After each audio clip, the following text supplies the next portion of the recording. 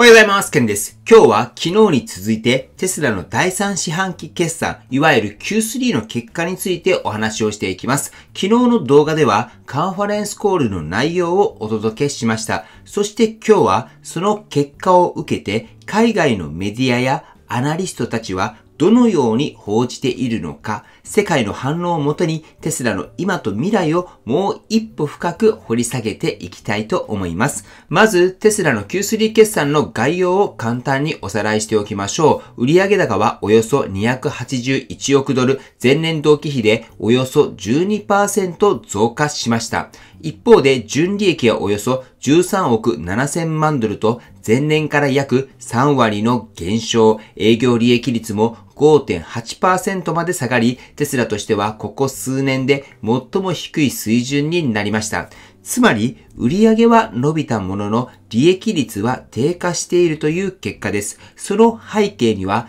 原材料のコストの上昇、関税負担の増加、そして価格引き下げによるマージンの圧迫があります。数字だけを見ると、決して好調とは言えません。ただし、この決算をどう捉えるのか、そこが今日のテーマです。まず最初に紹介するのは CNBC です。CNBC はテスラの売上は増加したが、コストの上昇が利益を食いつぶしたと報じました。つまり収益構造の課題に焦点を当てています。記事の中では生産コストの上昇、物流コスト、関税、AI やロボティクス分野への投資、これが短期的な収益を圧迫していると分析しています。ただ、同時に CNBC はこうも指摘しています。イーロン・マスクは依然として FSD 完全自動運転とロボタクシー構想に強い自信を持っている。つまり短期的な減益をあえて受け入れてでも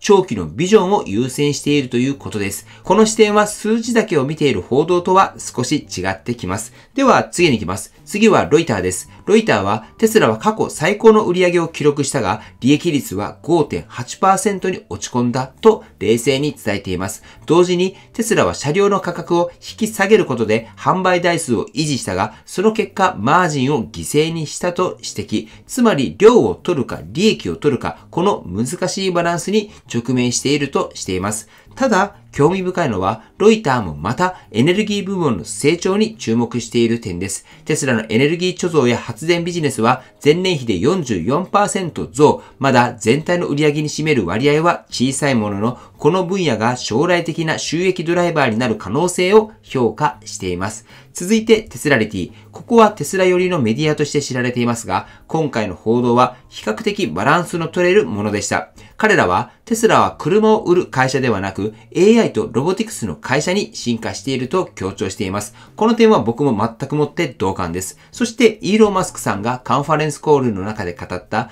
持続可能な豊かさという言葉。これは単なる決算説明の中にとどまらず、テスラという企業の方向性を象徴するものだとテスラリティは解釈しています。記事の中で特に印象だったのはイーロン・マスクさんの発言です。我々は監視不要の自動運転を実現する明確な見通しを得た。だから今こそ生産を拡大する。この一言は今期の数字よりも未来を見ているテスラらしい発言です。そしてエレクトリックも同様の視点を持ちながら少し批判的なトーンでした。タイトルはイーロン・マスクは静かにしておくべきことを口にしたという挑発的なもので、イーロン・マスクさんの1兆ドル規模の報酬パッケージ発言を皮肉を込めて報じています。記事ではイーロン・マスクさんがロボット軍団を作り上げた後、自分がそれをコントロールできるかが懸念だと語ったことに触れています。エレクトリックはこの発言を支配欲として批判する声がある一方で、テスラを AI 主導の未来企業と位置づける証拠でもあると分析しています。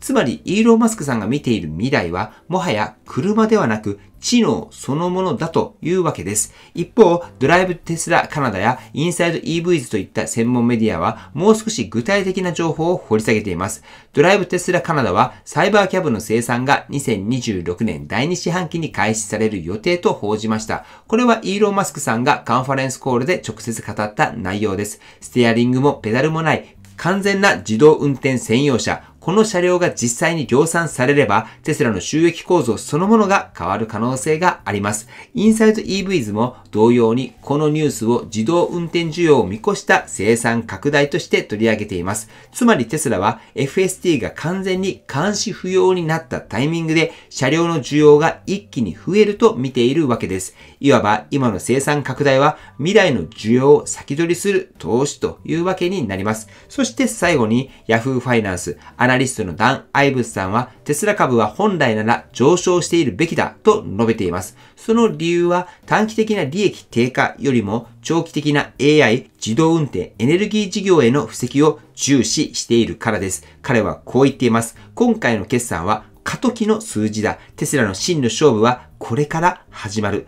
これは非常に象徴的な言葉です。確かに今の数字だけを見ると株価が大きく上がるような内容ではありません。しかしテスラが次の時代に向けて明確な方向性を示したという点では成長株としての魅力が再び強まったと評価する投資家も少なくありません。はい。ということで、ここまで海外主要メディアの論調を整理してみました。ざっとまとめると、3つのグループに分かれます。1つ目は短期的に慎重なグループ、CNBC やロイターのように利益率やコスト構造の悪化に注目しているメディアです。2つ目は長期的に楽観的なグループ、テスラリティや Yahoo ファイナンスのように AI 自動運転ロボタクシーへの期待を中心に据えています。そして3つ目はイーロン・マスクさんの批判を交えた会議派、エレクトリックのように、イーロン・マスクさんの発言や報酬パッケージに焦点を当て、ガバナンス面を懸念する論調です。それぞれ視点は違いますが、共通しているのは一つ、テスラが今、転換点にあるという認識です。では、この転換点を僕たちはどう見るべきなのか、ここからは僕の視点で最後に考察をしていきたいと思います。まず短期的な数字、つまり利益率や原価構造は確かに厳しいです。しかしこれは次のフェーズへの助走段階と捉えることができます。テスラが今注力しているのは車両販売の拡大ではなく、その先にある AI と自動運転の社会実装。サイバーキャブの発表、オプティマスロボットの開発、そして FST の監視不要モード、これらはすべてテスラをモビリティ企業から AI インフラ企業に変えるためのピースです。一方で、利益率の低下や報酬パッケージの問題は無視できません。イーロン・マスクさんのビジョンがどれほど壮大でも株主が納得する形での利益回復が求められる。この点をどう解決するのか、そして裁判がどうなってくるのか、この裁判の結果次第では、もしかしたらイーロン・マスクさんがテスラから出るという結果も十分考えることができますので、これから1年、これが最大の焦点になってくるんじゃないかと思います。そして個人的には、今回の決算を悪いとは思いませんでした。むしろテスラが次の時代へ本気で踏み出した証拠だと感じています。AI、ロボティクス、そして自動運転、これらの領域で確かな進展が見えてきた今、テスラは単なる EV メーカーではなく、社会そのものを設計する企業に近づいています。ただし、皆さんにお伝えしたいのは、未来を語るには現在を直視する必要があるということです。コスト構造の改善、マージンの回復、FST の法的承認、これらが一歩ずつクリアされて初めてビジョンが現実になってきます。最後に一つだけテスラを語る上で僕たちが見失いがちな視点があります。それはイーロン・マスクさんという人間そのものがテスラの最大のリスクであり、最大の資産であるということです。イーロン・マスクさんが描く未来が実現すれば、テスラは人類史上初の AI 時代の総合企業になるかもしれません。しかし、その過程での発言や報酬、政治的リスクが会社の評価を揺るがす可能性もあります。このモロハの剣、これをどうマネジメントしていくのか、ここがこれからのテスラを占う上でも最も重要なテーマになると僕は思います。しかし、こういう人が世の中を変えるんだと僕は思っていますので、これからもテスラを応援していこうかと思います。はい、ということで今回は海外メディアはテスラの Q3 決算をどう報じたのか、これをテーマにお届けさせていただきました。テスラという企業がどの方向へ進んでいるのか、この構造的な視点、これを重視して今後も見ていけば面白いんじゃないかなと思います。そしてそれこそがテスラ株に投資をされる投資家の方にとっては見るべき本質だと思います。はい。では最後にテスラの株価をチェックしておきましょう。本日は下げて現在434ドルとなっております。はい。では本日の内容は以上です。今回の動画が参考になったと思われたら、高評価をよろしくお願いします。僕の YouTube は毎日発信しています。僕の YouTube をご覧になってもらえば、テスラの情報はほとんど網羅すると思いますので、チャンネル登録がまだな方は、チャンネル登録の方をよろしくお願いいたします。では今日もご視聴していただきありがとうございます。テスラのある生活を楽しんでいきましょう。ではまた。